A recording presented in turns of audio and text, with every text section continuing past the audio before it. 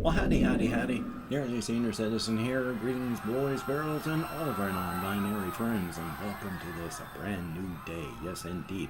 I have it's supposed to be a physical, but it's going to be over the phone with my doctor because I can't get to Olympia a lot. Well, it's past Olympia. It's a good, almost 90-mile round trip to get to the VA and back, whereas to get to Olympia, the capital city in Washington State, that's like a 40-mile round trip. So, with no vehicle, if I wanted to take public transport, if I had a morning appointment, I would have to leave the day before and then stay overnight and then have my appointment and then maybe not even be able to get public transport back until the next day. So, yay. So I got a phone appointment for my physical today. So goody. I'll be able to at least talk about some stuff. And that's good. That's good. Oh, I'm itchy. My apologies. Wow, yeah, I apologize for being organic. Thumbs up for that. Anyway, though, it's a brand new day. Things have happened and things are continuing to happen. One of the first things I want to mention is I have been continuing to use, it's all caught up, so I'm going to have to unplug it, my SADS light all the time, which shines the full spectrum of light directly into your face and eyes if you use it correctly. I do feel better. I do feel like I have much less brain fog. I've been having much more physical energy, and I have slowly been feeling better mentally. Today, I was ready to go, antsy. For the past couple of weeks before I started using the light, it has been harder and harder to get moving in the morning. Just, I hit 6:30 because I wake up anywhere between 4 o'clock and 5 o'clock-ish, pain and all that, and then I just lay in bed till about 5:30, and then I'm just bored and awake, so I get up. I take my meds as soon as I can, usually about 5:45, but sometimes 6:30, 7 o'clock these past couple of weeks has still been coming like that. Like I haven't even been taking my meds. And it's been hard to think, hard to concentrate. I've just been feeling that brain fog. Using that lamp there, I have been feeling more and more energized, and this morning I was feeling mentally antsy. 7 o'clock, I was like, okay, I'm ready to go. I'm ready to go now. But it's like, no, wait a minute. Remembering what I read. So, I had a cup of yogurt this morning. Usually I wait till like 9 or 10 o'clock before eating. But hey, I had some yogurt this morning. So hopefully I'll be able to not have a headache. A good thing. But I'm raring and antsy, so hopefully that light has been a very, very good thing. I also have a whole bunch of other stuff written down. Like I say, it's a lot of minor things and also, that sort of such. It's a lot of minor stuff. I don't have anything big because of the brain fog that I've been having, but I should be having bigger thoughts. I think about a lot of things, and you can see how just suddenly bursting with energy I am here like this as opposed to the past couple of days. I've been thinking about a lot of things. This one new setting I've been working on, been thinking on that. Been thinking a lot still on the bone hurting juice world. There's a lot of stuff that I've been working on with that I haven't talked about yet, so there's stuff. I am still thinking, it's just bippity bouncing around and not able to do a whole lot on any one thing these past couple. But let me take a look on the side here, because I wrote stuff down this morning because I was remembering it, which is a good thing. But let's see. One of the things was it actually reminded me, because I needed to start using my monitor because I turned on my PlayStation and I had my SADS light right propped up against the monitor and it was shining the light right into my face and eyes, so I had to move it over to there. That reminded me of something that's happening when I go out walkies at night. I frequently get blinded, but not in a I can't see because it's dark way. I don't have what cataracts, that's the word. I don't have cataracts. Stuff isn't fuzzy because I've got things in my vision. I am farsighted in this eye, nearsighted in this eye, and I have astigmatism right in the middle, which is joyous. At the same time, when light comes in sideways into my eye, I just cannot see. Everything just goes, it's white. Like the room has become filled with white powder, like flour or falling snow, and then you shine a light into it. You can't see through it. All the little particles are lit up and they block everything. And that's what happens. I'll go out walking on the train tracks, and if I go walking at night, either a house light or a street light, it comes in sideways, and then with this eye, I can't see a thing. It is just white. Everything is just fuzzy and white. And I can see with that eye, so it's just I gotta close that one because I can't see out of it. Yay. And that's not exactly cataracts, but that's not... Is that astigmatism? I have no ideas. It's bothersome. I mean, I turned on the light over there, and instantly over here, a big burst of white, so I couldn't see out of half this eye. I have no ideas. I'm getting older. I'm experiencing all the joys of that, which is one of those things I've wanted to mention as well. When you exercise, your body gets more efficient at a lot of things. I overheat quickly because with my walking, my daily walking, that's really good for you. I have built up a lot of lean muscle on the longest muscles in your body, your legs, and I need to start working again on my arms and stuff, but lean muscle works very efficiently. It has a lot of extra muscle tissue, it has extra nuclei from these helper cells. Your lean tissue is very, very efficient. And because lean tissue is efficient, it burns hot. And I overheat when I exercise quite quickly. At the same time, because of my advancing age, your body parts are deteriorating. Your brainstem is in charge of your body temperature.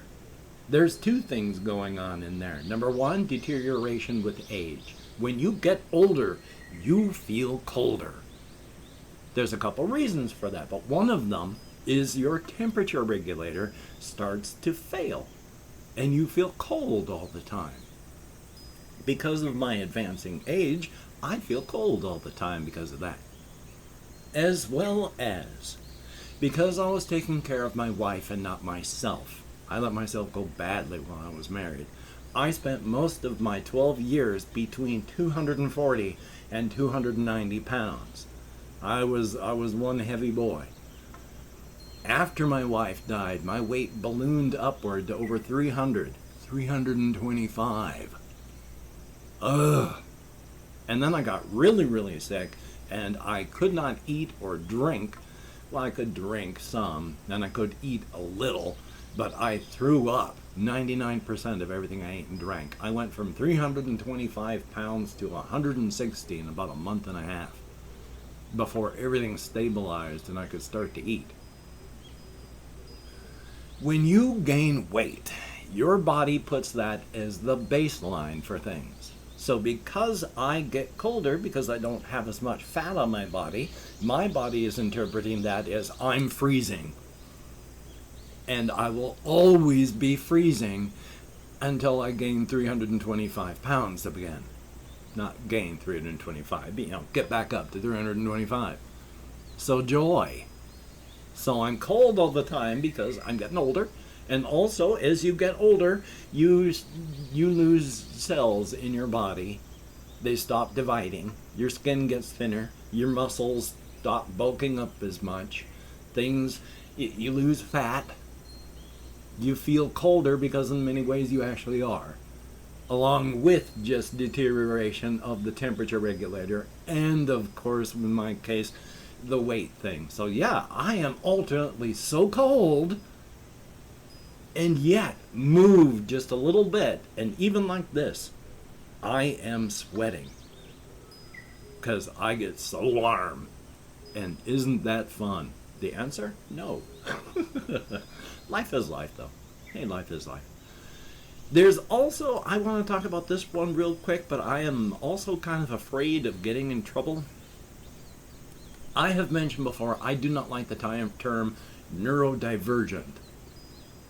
They talk about neurotypical and neurodivergent. I don't like neurodivergent because, neurotypical is not a point, it's a range. Life and distribution of people is a probability curve. You show me on that probability curve of where people end up, where that mathematical point of normality is. And if you say, oh, it's not a point, it's a range, then that range of neurotypical, you've got what this person over here is going to be wildly different from this person over here. Gosh, golly, gee whiz. They're going to be neurodivergent even within the same group. Neurodivergent is, in my eyes, a very, very eugenics term. I don't like it at all because there is no norm. We are all just variants.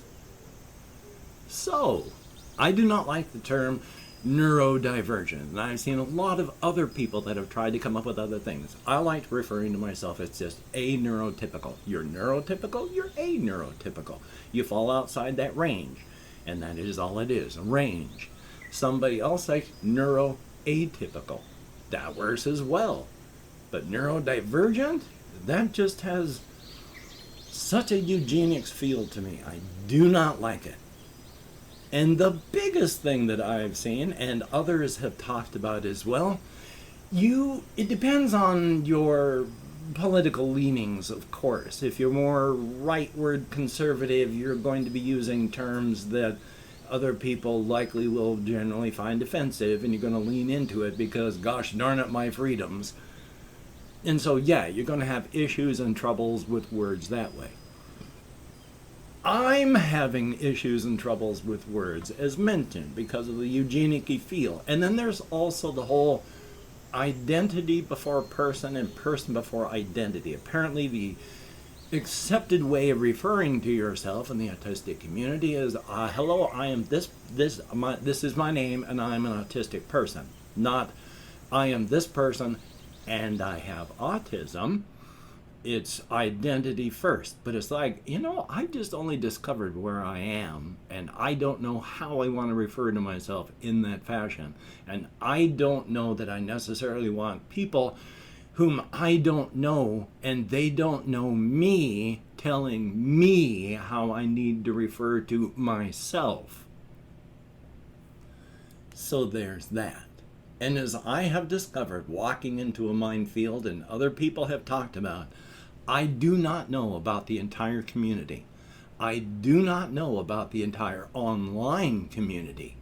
I do know that of the online community, they are at least this very vocal group, which could be a very small minority, but small minorities make up most noise in any situation.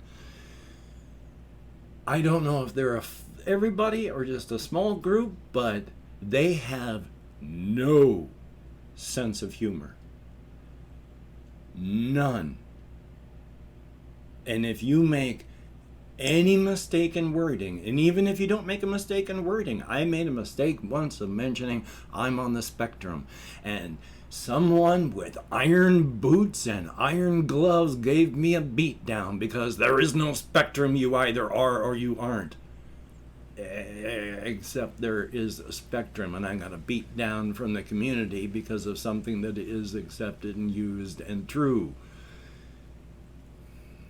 There is that very vocal community that makes it difficult to even ask questions, because if you ask the question wrong, you're in a lot of trouble. They have no sense of humor. And that's an issue because I think that anything could be funny. Anything. I use death as humor a lot in my fiction and such. Anything can and should be funny. There are very, very few taboos. Depends on how you approach things. You'd never punch down. You can make jokes about anything as long as you're not punching down and it can be funny. I like to use this as an example. A whole bunch of comedians used, I can't use the term, but reproductive assault. And they made it funny. These were all jokes about reproductive assault. Thing is, they didn't punch or kick down at the victim. And it was all funny. Anything can be funny. But oh boy, save me from the people with no sense of humor. And that's not an affliction of being on the spectrum. There is this one good video I watched about, why are autistic people funny? And this one autistic person, who is very funny, also finds a lot of other autistic people to be very funny. Or people with autism. Again, remember, I'm still discovering the minefield of language myself. And I've opened up 24 hours worth of comments, and trust me, they're very, very, very, very, very, very, very much less. That's the one I was trying to say and having trouble saying. Much less than even 15 people who left comments in the last 24 hours. But thank you, each and every one of you that has. It is greatly appreciated. If I mispronounce a username, no disrespect is intended, and even though I count in American Sign Language, I get lost with my everything. Fibro goes and explains that one real well, doesn't it? We have Ice Damon. Good to see you in the comments, my friend. And Confused Owl 29, thumbs up. We have Gregory D. Graff. Thumbs up. I am having mass difficulty speaking English all of a sudden. There is a name that I cannot pronounce even the slightest, but thank you very much. Hopefully I'll find out the language later. Greatly appreciated. I certainly hope. Zent, thumbs up and thank you. There's Brother Crane, thumbs up. Levin, greatly appreciated. Quiet Viking, thumbs up and thank you. There's Big T, greatly appreciated. Anthony Anzer, greatly appreciated. It looks like it's in Vietnamese. Thank you very, very much, and I will do what I can. So, son of a gun, there we go. 11 people who left me comments in the last 24 hours. Greatly appreciated. You get me out of my head and into the world and dealing with real people, and that is a definite thumbs up. I mean that. Thank you all. And of course, with my hands in the air, if you could check out I can't remember how I normally say this stuff. It's amazing how things that I normally say by rote, I suddenly have no idea what I normally say. How about that? If you could check out my various links, I have Twitter, Facebook, Patreon.com. I remember this part. If you could become a Patreon.com patron, like one of these beautiful and awesome people, and the list will be updated very soon. Executive dysfunction and brain fog are awful together. But thank you, each and every one of these beautiful, beautiful people. If you'd like to help me out without becoming a patron, I do have a PayPal link in the video description. That would be very cool. And if you could check out my Amazon wish list link, that would be awesome. Hopefully I've got it updated. Executive function, brain fog. Oh, what a good combo. As stated, it's worth reiterating and iterating. Greatly appreciated. I don't know what is greatly appreciated, but thumbs up for that. If you could toss me a like, I do appreciate all the positive validation I get from my existence. A definite thumbs up. And of course, if you could hit the notification bell on the subscription button, that would be very cool. I've only lost a couple hundred subscribers over the past couple weeks, so yay. But thank you, each and every one of you that watches these videos, even for only 3 minutes, or if you watch to the end, it is appreciated, each and every one of you. Definitely a thumbs up. Well, hokey smokes, I'm all off track and can't remember even where I am in this bamboo forest. I'm forging a trail into newness. Definitely a thumbs up on that. But still, the Covfefe bug is raging around the world. Please, if you don't have to go out among groups of people, please don't.